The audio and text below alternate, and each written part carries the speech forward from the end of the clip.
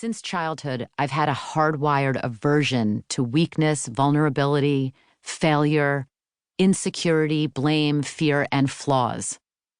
But suddenly, I was hit squarely in the face with each and every one of those qualities, not in Rob, but in myself. For a long time, my impulse was to bury them so that I could put up a strong front for Alex and Chloe, and because I'm inherently private, it felt more comfortable to stay busy, appear as normal as possible, and as best I could, hide the fact that I was shattered and struggling to put myself back together. There were two people with whom I shared everything I was thinking and feeling. Otherwise, exposing myself, my imperfections, and my family's challenges in the wake of Rob's suicide, especially to millions of television viewers, seemed much too scary. It took a while and a lot of trial and error learning what helps and what doesn't, who your real friends are and who they're not, what to expect and not expect when inevitable milestones come along, what to expect and not expect of yourself and those around you, before I tentatively started reaching out to a handful of other suicide survivors, essentially to ask how they were getting through the recovery and healing process. I was hoping for words of wisdom and advice. What I got was so much more than that. I discovered that there's a huge community of incredible, heroic suicide survivors, sadly growing by the day as suicide reaches epidemic proportions, who are more than willing to say to hell with the stigma, tell their stories, and open their hearts and their arms. And it was more empowering than I can describe to hear them say and mean, I know exactly what you're feeling, and you're not alone. Then, a year and 4 months after Rob took his life, another devastating suicide hit the news.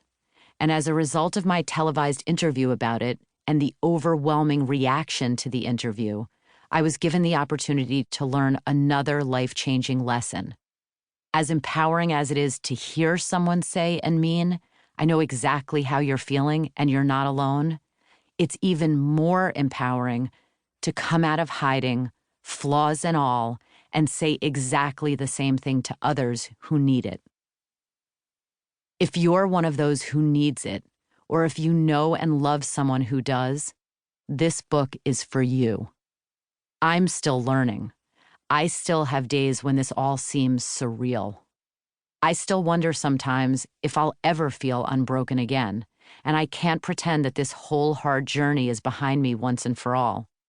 But I've come far enough to reach out to you and promise, as part of an extraordinary community of survivors whose stories you're about to hear, that there really is life after suicide.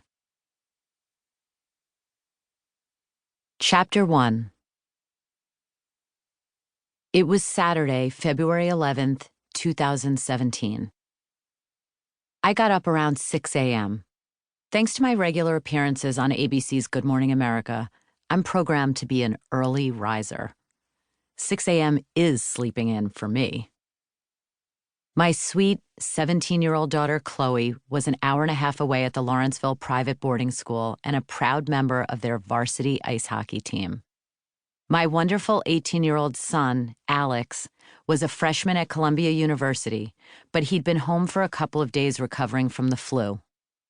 As I walked past his closed bedroom door, I felt a wave of relief that he'd chosen a college so close by and could come home when and if he needed to. I paused at his door to listen for a second. It was silent inside. He was obviously sound asleep, and I smiled at what a still, peaceful sleeper he is as I quietly kept walking. Our apartment was on the 40th floor of a doorman building in Fort Lee, New Jersey, with an incredible view of the New York skyline across the river and the George Washington Bridge, about 300 yards from our building's entrance.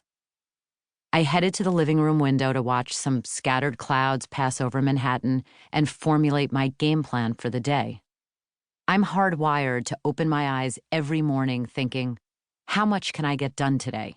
How much can I accomplish? And how soon can I start?